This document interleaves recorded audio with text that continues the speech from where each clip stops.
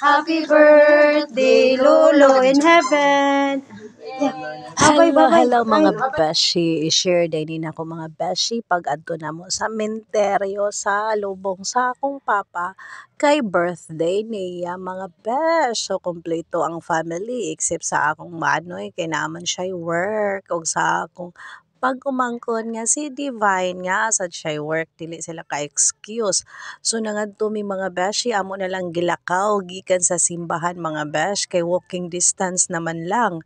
So mao man to mga beshi kay si Papa naaman sa pinakataas mga besh nga piso na lang plite maabot na siya sa langit or usa na lang kalayat.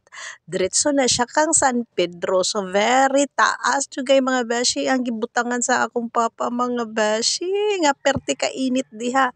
Sige lang pa ingana man yun na.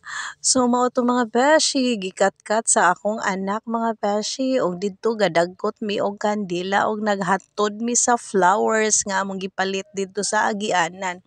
Pagkahuman mga beshi, nag-rosary mi sa patay mga beshi with mama and jaja and my kids. So, kompleto ang akong kids mga besh. So pag humana mo og offer og prayer sa akong papa mga beshi, unya ni greet na sa dayon mig happy birthday. So nanagkot na lang sad mi sa among mga kasilinganan diri sa sementeryo mga beshi nga wala pa namo nadagkutan.